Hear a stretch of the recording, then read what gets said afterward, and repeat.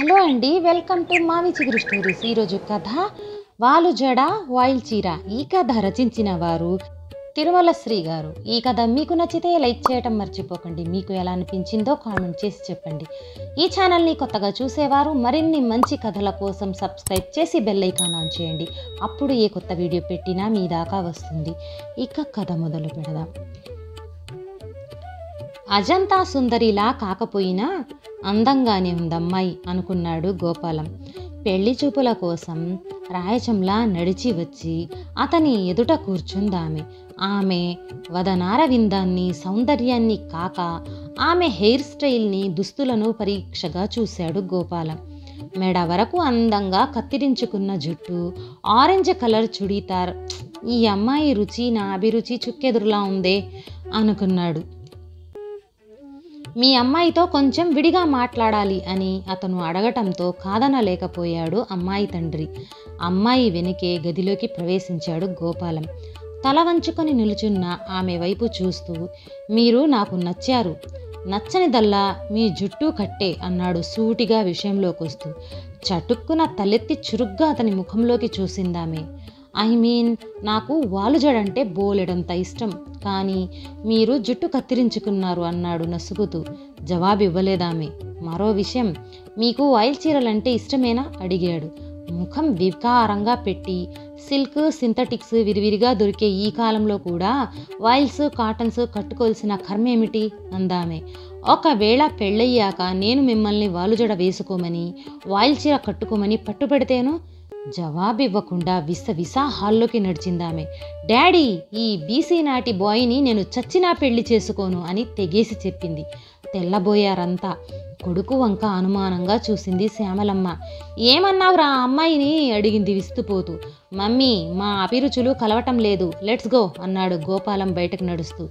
చిన్నగా నుదురు కొట్టుకుంటూ కొడుకును అనుసరించింది ఆవిడ. అసలు గోపాలానికి వాలుజడ, వాయిల్ చీర మీద అంత గాఢమైన మక్కువ ఏర్పడటానికి కారణం తెలుసుకోవాలంటే అతని యూనివర్సిటీ లైఫ్లోకి తొంగి చూడవలసిందే. యూనివర్సిటీలో గోపాలం పబ్లిక్ అడ్మినిస్ట్రేషన్లో పోస్ట్ గ్రాడ్యుయేషన్ చేస్తున్న రోజులవి. వివిధ స్ట్రీమ్స్లోకి చెందిన అమ్మాయిలు రకరకాల మోడర్న్ డ్రెస్సులతో, హెయిర్ స్టైల్స్తో రంగురంగుల సీతాకోక చిలుకల్లా క్యాంపస్లో తిరుగుతూ ఉంటే కన్నుల పండుగగా ఉండేది అబ్బాయిలకి. అమ్మాయిల అందాలను, ఫ్యాషన్లను చూసి ఫ్లాట్ అయిపోయేవారు. వారితో పరిచయాలు పెంచుకోవాలని తహతహలాడేవారు.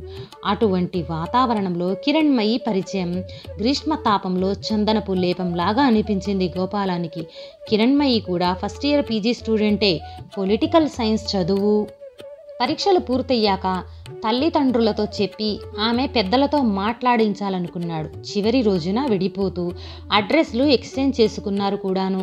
త్వరలోనే మిమ్మల్ని కలుస్తాను అని గోపాలం నర్మగర్భంగా అంటే చిరునవ్వు నవ్విందామె. అయితే విధి గోపాలాన్ని చూసి వంకర నవ్వు నవ్వటంతో వారం రోజులకే గోపాలం తండ్రి హార్ట్అటాక్తో మరణించటం జరిగింది. ఆ విపత్తు నుంచి కోలుకుని మామూలు మనిషి అయ్యేసరికి కొంతకాలం పట్టింది గోపాలానికి. కిరణ్మయి కోసం విచారిస్తే తన అన్నయ్య దగ్గరకు ఢిల్లీ వెళ్ళిపోయిందని తెలిసింది. అదంతా జరిగి 3 ఏళ్ళు అయిపోయింది. అయినా కిరణ్మయి అతని మది నుంచి తొలగిపోలేదు. ఆమెను పొందే అదృష్టం పోగొట్టుకున్న ఆమెలాగా వాలుజడ, వాయిల్ చీరలపైన మక్కువ చూపే మగువనే తన అర్ధాంగిని చేసుకోవాలన్న దృఢ నిశ్చయానికి వచ్చాడు. గోపాలానికి ఓ ప్రైవేటు సెక్టార్ కంపెనీలో జాబ్ వచ్చింది. అప్పటి నుంచి తల్లి శ్యామలమ్మ పెళ్లి సంబంధాలు చూస్తూనే ఉంది. అందమైన అమ్మాయిలు, మోడర్న్ గర్ల్స్, సాంప్రదాయ కుటుంబాలకు చెందిన వారు అయినా ఒక్కరిని ఓకే చేయని కొడుకుని చూస్తుంటే అసహనం పెరిగిపోతూనే ఉంది ఆవిడలో. వాలుజడ, వాయిల్ చీర అంటూ పిచ్చి పిచ్చిగా వాగుతూ చూసిన సంబంధమల్లా చెడగొట్టుకుంటుంటే కొడుకును ఏ వాయిల్ చీర దయ్యమో పట్టుకోలేదు కదా అన్న అనుమానం కూడా కలిగింది. ఎందుకైనా మంచిదని అతనికి తెలియకుండా మంత్రించిన తాయతొకటి తెచ్చి నిద్రపోతున్నప్పుడు అతని చేతికి కట్టేసింది. గోపాలం పెళ్లి చూపులు అతని కొలీగ్స్ ఒక తమాషా పర్వం అయ్యింది. అతను ఎప్పుడూ పెళ్లి చూపులకు వెళ్ళొచ్చినా తెగ ఏడ్పిస్తూ ఉంటారు. అయినా ఉడుక్కోడు అతను. వారితో పాటే ఎంజాయ్ చేస్తూ ఉంటారు. ఏరా గోపాలం, ఈసారి ఏ అంట కత్తెర అమ్మాయి ఎదురైందా అని ఒకరు, ఏమిడ్డీనో మిడిగుడ్ల అమ్మాయి తగిలిందా అని ఇంకొకరు. ఈ రోజుల్లో మరీ కత్తెరపడిన జుట్టు కావాలంటే ఎలా గురు అని ఆట పట్టించేవారు గోపాలాన్ని.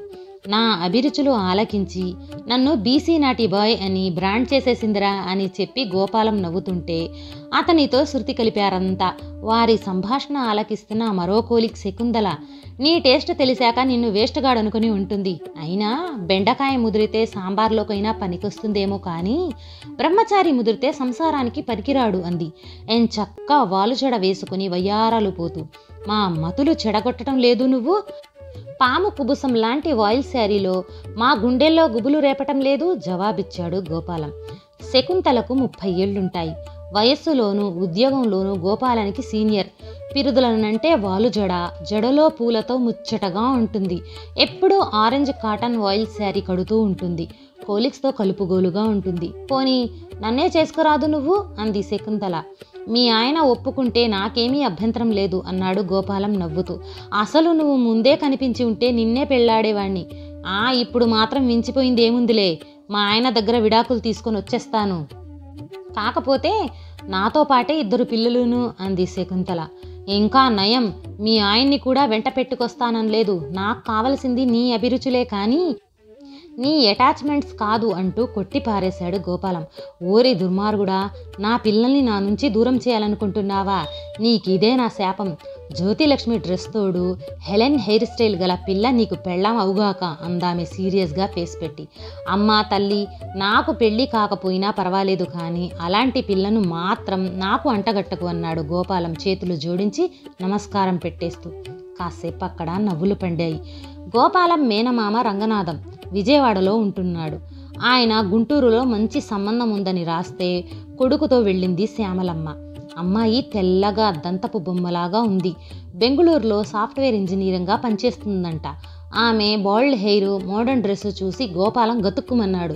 ఇన్నాళ్ళు తల్లిని కాబట్టి దబాయించేశాడు. ఇప్పుడు మేనమామ పక్కనున్నాడు. ఆ పిల్ల తనకు నచ్చకపోవటానికి అసలు కారణం చెబితే అక్కడే ఉతికి ఆరేస్తాడు తనను. గోపాలం ఆలోచనలో పడ్డాడు. అంతలో ట్రేలో పలహారాలు పట్టుకొచ్చింది ఓ యువతి. వాటిని సర్వ్ చేస్తూ ఉండగా ఆమె గిర్రున తిరగటము, పొడవాటి ఆమె జడ గోపాలం ముఖానికి సున్నితంగా తగలటము జరిగాయి. చటుక్కున తలెత్తి ఆమె వంక చూశాడు. సారీ అంటూ ఎపాలజెటిక్గా అతని ముఖంలోకి చూసిందామె. బారులు తీరిన గండు తుమ్మెదలాగా నల్లగా ఉన్న పొడవాటి వాలుజడ, white colour cotton sari, voile sari. అతను నోరు తెరుచుకొని ఆమె వదనంలోకి చూస్తూ ఉండటం గమనించిన పెళ్లి కూతురి తండ్రి, ఈ అమ్మాయి నా మేనకోడలు, ఢిల్లీలో ఉద్యోగం చేస్తుంది అన్నాడు పరిచయం చేస్తూ. గోపాలం కన్నుల్లోకి కోటి కాంతులు. కిరణ్మయి అన్న పలుకులు అప్రయత్నంగా అతని పెదవుల నుండి వెలువడ్డాయి. గోపాలం అందామె కూడాను విస్మయంతో. ఆమెను పరిశీలనగా చూశాడు గోపాలం. ఆ 3 ఏళ్లలో ఆమెలో ఏ మార్పు లేదు. అంతా విస్తుపోయి చూస్తుంటే మేము యూనివర్సిటీ మేట్స్మి అన్నాడు గోపాలం నవ్వుతూ. తర్వాత ఎక్స్క్యూజ్ మీ అంటూ లేచి తల్లి చేయి పట్టుకుని హాలు బయట ఉన్న వరండాలోకి లాక్కుపోయాడు. కిరణ్మయి గురించి, ఆమె పట్ల తనకున్న ప్రేమ గురించి, ఆమెకు తనంటే ఎంత ఇష్టమని అనుకోకుండా తాము దూరమైన వైనము, తన వాలుజడ ఆయిల్ చీర కాన్సెప్ట్కి మూలం ఆమెనని అంతా వివరించి చెప్పాడు. ఇప్పుడు కిరణ్మయి అనుకోకుండా తారసపట్టం తన అదృష్టమని, తాను ఆమెనే పెళ్లాడతానని చెప్పాడు. శ్యామలమ్మ తెల్లబోయింది. ఓ అమ్మాయిని చూడటానికి వచ్చి మరో అమ్మాయిని చేసుకుంటానడం సభ్యత సంస్కారం కాదని, పెళ్లి కూతురి మనసు గాయపరచడమే కాక వారి కుటుంబాలతో కలతలు రేగే ప్రమాదం కూడా ఉందని కొడుక్కి బోధించిందావిడ. పైపెచ్చు మేనమామ కూతురిని చూడటానికి వచ్చినవాడు తనను చేసుకుంటానంటే కిరణ్మయి కూడా ఒప్పుకోదంది. గోపాలం వినిపించుకోలేదు. కిరణ్మయి కాదంటే జీవితంలో మళ్ళీ పెళ్లి మాటే తలపెట్టానన్నాడు. అరగంట సేపు తర్జనా భర్జనల అనంతరం కొడుకు దారికి రాక తప్పలేదు తల్లికి. అన్నగారిని పక్కకు పిలిచి విషయం నెమ్మదిగా వివరించింది. రంగనాథం ముఖంలో రంగులు మారాయి కానీ ఏమీ అనలేని పరిస్థితి. రంగనాథం ముందుగా అమ్మాయిని లోపలికి తీసుకువెళ్ళమని చెప్పాడు. తర్వాత కిరణ్మయి గురించి ఒక్కొక్కటిగా వివరాలు అడగనారంభించాడు. చెబుతూ తన చెల్లెల్ని, కిరణ్మయి తల్లిని పరిచయం చేశాడు పెళ్లి కూతురి తండ్రి.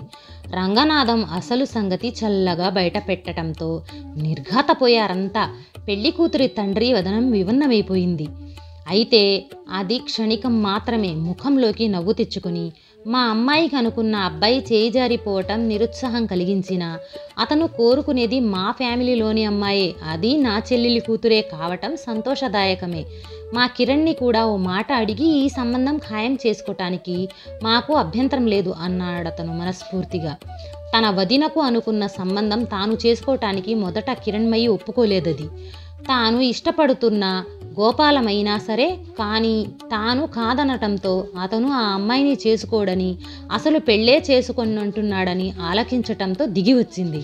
వదిన కూడా ఆమెను ఒప్పించింది. కిరణ్మయి అంగీకరించటంతో వారి వివాహానికి ముహూర్తం కూడా నిర్ణయించేశారు పెద్దలు. శోభనం నాటి రాత్రి పాల గ్లాసుతో గదిలోకి అడుగుపెట్టింది కిరణ్మయి. ఓ క్షణం రెప్పవేయకుండా ఆమె వంక చూశాడు గోపాలం. ఎలాంటి ప్రత్యేక అలంకరణలకు పోకుండా ఎప్పటిలాగానే సింపుల్గా తయారైంది. తెల్లటి మల్లె పువ్వు లాంటి ఆరెంజ్ ఆయిల్ చీర, నల్ల త్రాచులాగా వీపు మీద ప్రాకుతూ గుండ్రటి పిరుదుల పైన ఆమె అడుగులకు లయగా నర్తిస్తున్న వాలుజడ ముగ్ధ మనోహరంగా ఉంది. ఆమెను సమీపించి వీపు చుట్టూ చేతులు వేశాడు కిరణ్ అంటూ. సిగ్గుల మొగ్గే అయిందామె. అతను ఆమె అధరాలను అందుకోపోతే జడతో కొంటెగా కొట్టింది. అబ్బాయి గారికి కావాల్సింది వాలుజడ వాయిల్చీరే కానీ అమ్మాయి మనసు సొగసు కాదుగా, మరెందుకీ చిలిపి చేష్టలు అంది చురకలు వేస్తూ. అమ్మాయి మనసు సొగసుల తర్వాతే అవన్నీను, ఇప్పుడే తెలిసింది అంటూ ఆమెను హృదయానికి హత్తుకున్నాడు. అతని ఆత్రం గమనించి ఆమె కిరికిలామంటే ఆమె వాలుజడ అతని ముఖానికి కితకితలు పెట్టింది. ఆ మనోహర దృశ్యానికి పరవశించిన వాయిల్ చీర సిగ్గుతో వైదొలగటంతో ఆ జంటకు శుభరాత్రి అయ్యింది. ఈ కథ నచ్చితే లైక్, షేర్ చేసి తప్పకుండా సబ్స్క్రైబ్ చేయండి.